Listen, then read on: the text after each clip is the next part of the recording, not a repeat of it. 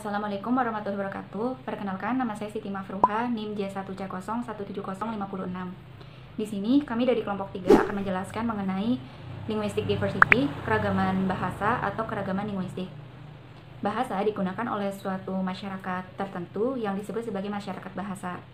Anggota masyarakat tersebut tentu saja memiliki latar belakang sosial yang berbeda, baik dari segi tempat tinggal, pekerjaan maupun pendidikan. Keberagaman inilah yang akhirnya menimbulkan adanya variasi bahasa atau keragaman bahasa. Materi yang pertama yaitu ada bahasa dalam budaya, tradisi Boasian. Tokoh yang pertama yaitu ada Franz Boas. Beliau merupakan seorang antropolog Amerika yang lahir di Jerman. Awalnya, Boas tertarik untuk meneliti bahasa suku Eskimo dan Indian Kwajalein yang eksotis di pesisir timur laut Amerika Serikat. Postulat pentingnya adalah seseorang tak akan benar-benar memahami budaya orang lain tanpa memiliki akses langsung pada bahasanya. Maksudnya, seseorang itu tidak akan dapat mempelajari budaya lain selain budayanya sendiri jika dia tidak mengetahui bahasa yang digunakan dalam budaya tersebut terlebih dahulu. Boas ingin mempertahankan budaya serta bahasa tersebut melalui pendokumentasian agar masih ada bukti bahwa masih ada orang-orang yang dapat berbicara bahasa Indian dengan fasih dan dapat mendeskripsikan budaya mereka sendiri. Pempublikasian tersebut dengan berupa dokumen-dokumen membuat pembaca seakan dapat melihat dengan mata mereka sendiri apa yang dibahas dalam teks tersebut. Boas menggunakan pengetahuannya tentang bahasa India Amerika untuk menunjukkan bahwa cara bahasa mengklasifikasikan dunia adalah arbitrer. Artinya, di arbitrer ini sewenang-wenang, berubah-ubah, tidak tetap, dan sesuka-suka. Artinya bahasa ini memang memiliki struktur serta ciri khas yang berbeda setiap daerah. Yang kedua yaitu ada Shafir dan pencarian logika internal bahasa. Edward Shafir adalah sarjana paling terkenal dalam sejarah antropologi linguistik. Beliau melanjutkan dan memperluas minat Boas dalam bahasa dengan lebih memperhatikan struktur linguistik.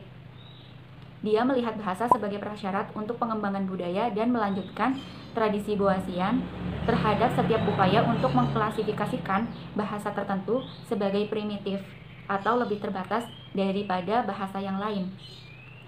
Hipotesis Sapir-Whorf atau hipotesis relativitas linguistik merupakan hasil dari pandangannya tentang kekuatan sosialisasi dan penyeragaman bahasa manusia.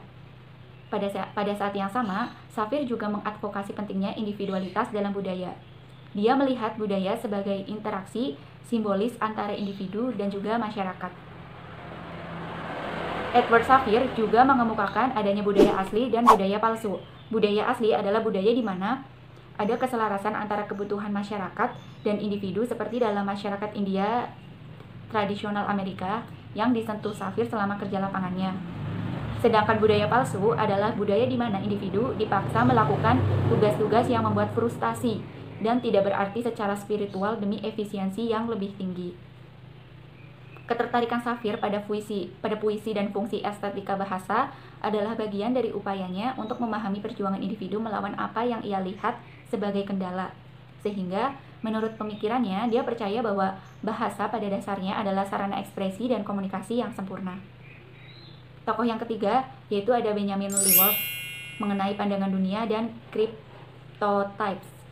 Benjamin Lee adalah seorang insinyur kimia yang mengelola karir ganda sebagai agen asuransi yang sukses dan juga sebagai ahli bahasa. Ketertarikannya pada bahasa muncul dari kepeduliannya pada saat dewasa mengenai konflik potensial dan antara agama dan sains. Worf kemudian mempelajari bahasa Ibrani untuk membaca Perjanjian Lama dan menjadi terpesona oleh sebuah buku karangan filolog dan mistikus Prancis. Kemudian, dari situlah Wolf menjadi termotivasi untuk membaca lebih banyak mengenai bahasa serta linguistik. Beberapa tahun, ia dapat mempresentasikan makalah di Kongres Internasional Amerika dan menerbitkan makalah di jurnal profesional. Pertemuannya dengan Shafir pada tahun 1928 serta studi konsekuensinya dialek membuatnya berhubungan dengan sumber daya intelektual baru dan mempertajam pemahamannya mengenai teori dan analisis tata bahasa. Kontribusi Wolf yang paling terkenal pada teori linguistik adalah fokusnya pada hubungan antara bahasa dan pandangan dunia. Dia percaya bahwa struktur bahasa apapun mengandung teori tentang struktur alam semesta, yang kadang-kadang disebutnya sebagai metafisika. Struktur seperti itu menjadi sangat jelas ketika seseorang meneliti bahasa dan budaya yang sangat berbeda dari budaya asalnya sendiri. Worf menggunakan terma konfigurasi yang dapat menyingkap tak hanya kategori terbuka, phenotypes, tapi juga kategori tertutup atau terselubung, cryptotypes. Misalnya, kata jamak atau untuk kata benda dalam bahasa Inggris, ikan, fish jadi fishes, sedangkan star jadi stars. Jadi, satu kata benda dengan tambahan s atau es tersebut dapat menunjukkan benda yang tadinya jamak, benda yang tadinya tunggal menjadi lebih banyak. Sedangkan untuk verba intransitif dan transitif dalam bahasa Inggris merupakan kategori tertutup atau cryptotypes karena mereka tak mempunyai penanda imbuhan tertentu. Contoh katanya misalnya go to, sit down, cook, dan see. Hubungan antara bahasa dan pandangan dunia yang merupakan bagian sentral dari program Worf terus menjadi bagian penting dari antropologi linguistik. Gagasan pandangan dunia yang digunakan oleh Worf serta oleh Safir dan Boas terkait dengan teori budaya tertentu disebut sebagai gagasan budaya pengetahuan. Sekian dari saya. Perkenalkan, nama saya Salsabila Putri Adityana dengan NIM J1C017034. Selanjutnya, saya akan menjelaskan mengenai relativitas bahasa. Yang pertama adalah bahasa sebagai objektifikasi dunia, dari von Humboldt ke Cassirer. Sapir dan Worf bukan yang pertama mengartikulasikan pandangan bahwa bahasa mungkin mempengaruhi pemikiran. 1 abad sebelumnya, diplomat dan ahli bahasa Jerman Wilhelm von Humboldt menulis risalah variabilitas linguistik dan pengembangan intelektual yang diterbitkan secara anumerta oleh saudaranya Alexander yang menyajikan pernyataan sistematis pertama tentang bahasa sebagai pandangan dunia. Menurut Humboldt, bahwa pandangan hidup dan budaya suatu masyarakat ditentukan oleh bahasa masyarakat itu sendiri. Jadi, bahasa yang sudah ditetapkan oleh masyarakat tertentu akan menjadi sebuah pandangan hidup atau identitas suatu budaya masyarakat itu sendiri. Selain itu, Humboldt juga berpendapat bahwa bentuk luar merupakan bahasa yang bisa kita dengar. Misalnya, kata yang terucap dari mulut, sedangkan dari dalam merupakan dari otak, yaitu pikiran kita. Lebih konkret, Cassirer menyatakan bahwa bahasa seperti kognisi tidak semata-mata mengkopi objek yang diberikan, namun lebih menjadi perwujudan sikap spiritual yang menjadi faktor penting dalam persepsi kita tentang sifat kita. Bahasa yang dipahami oleh Cassirer sebagai instrumen untuk menggambarkan realitas, karenanya merupakan panduan bagi dunia, tetapi bukan satu-satunya. Sedangkan, intuisi individu dapat diwakili oleh seni, intuisi kelompok dapat diwakili oleh mitos yang melihat alam secara fisiologis, yaitu dalam hal berpengalaman berfluktuasi seperti wajah manusia yang berubah dari kegembiraan ke kesedihan, dari kegembiraan ke depresi, dari kelembutan dan kebajikan ke kemarahan. Yang kedua adalah bahasa sebagai panduan bagi dunia atau metafora. Versi lain dari hipotesis Sapir-Whorf diwakili oleh kontribusi baru-baru ini untuk studi metafora yang telah dianalisis sebagai menyediakan skema konseptual melalui mana kita memahami dunia. George Lakoff dan Mark Johnson mengemukakan bahwa 1. Bahasa kita sehari-hari jauh lebih kaya dalam metafora daripada yang kita duga. 2. Metafora adalah cara melihat satu jenis pengalaman dalam hal yang lain. Dan 3. Metafora menyeratkan tertentu teori atau teori rakyat tentang dunia atau pengalaman kita tentangnya.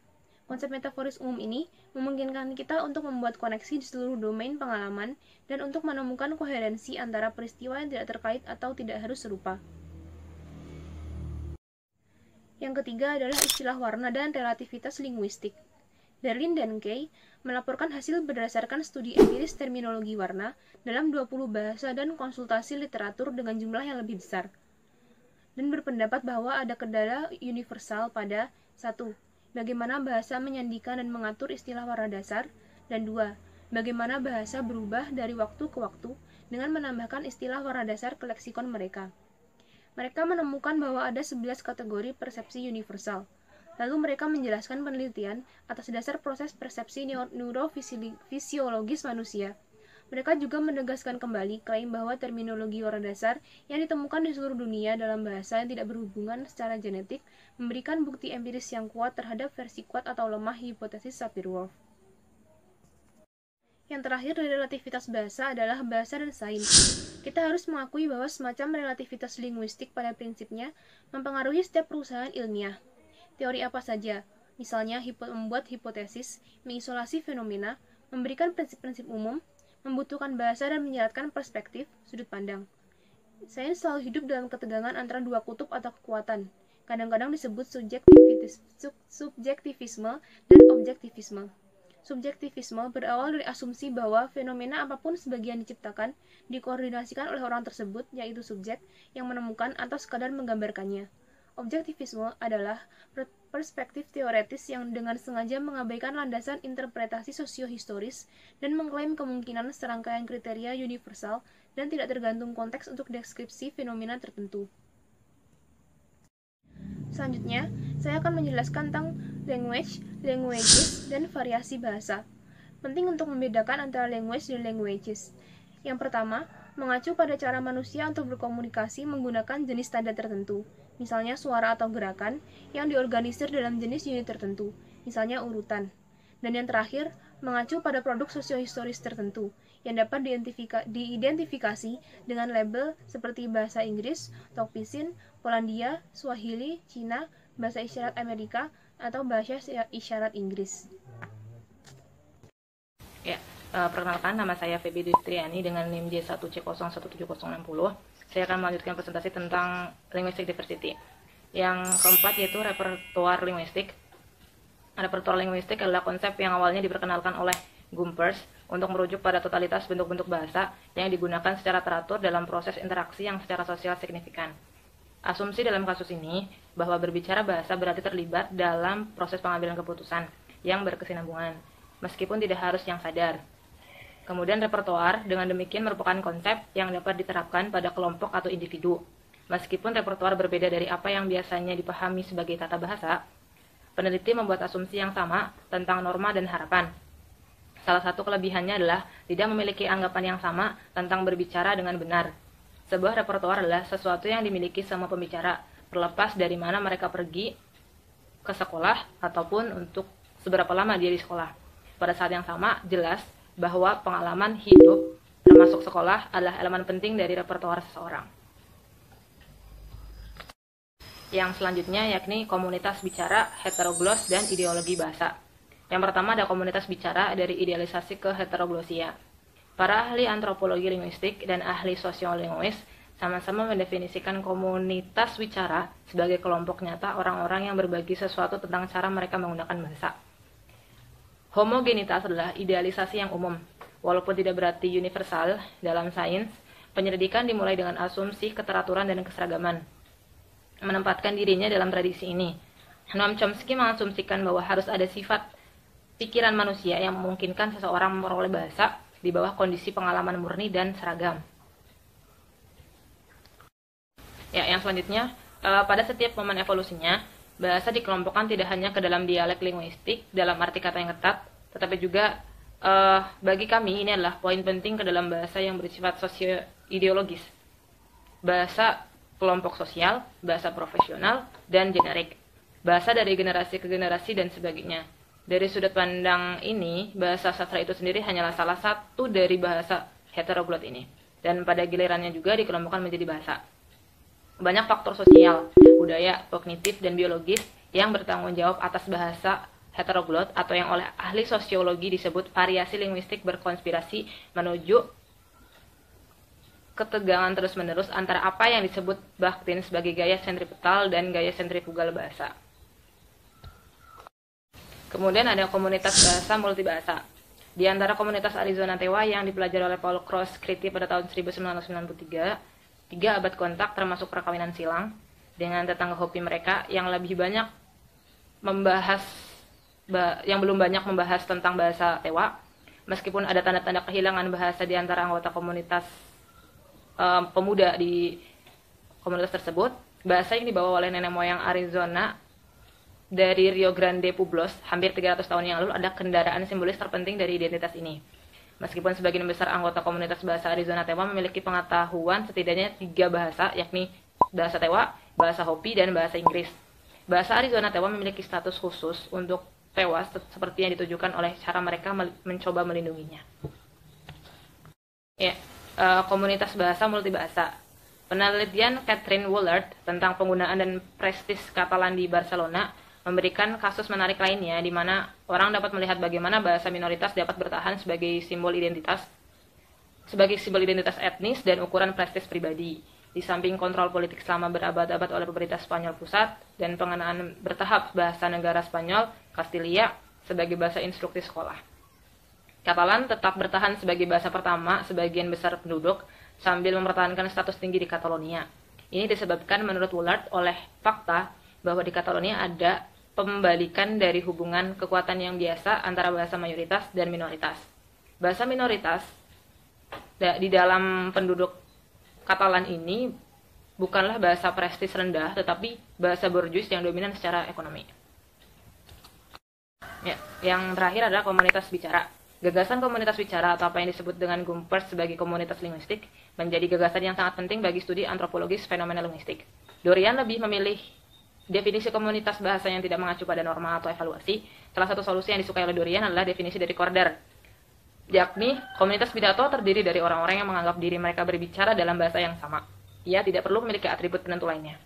Definisi Gumpers sebelumnya tentang komunitas linguistik menghindari norma dan harapan serta berkonsentrasi pada kontak sosial. Komunitas linguistik adalah kelompok sosial yang dapat berupa bahasa tunggal atau multibahasa, disatukan oleh frekuensi pola interaksi sosial dan berangkat dari daerah sekitarnya oleh kelemahan dalam jalur komunikasi. Komunitas linguistik dapat terdiri dari kelompok-kelompok kecil yang diikat bersama oleh kontak tatap muka atau dapat mencakup wilayah besar tergantung pada tingkat abstraksi yang ingin kita capai.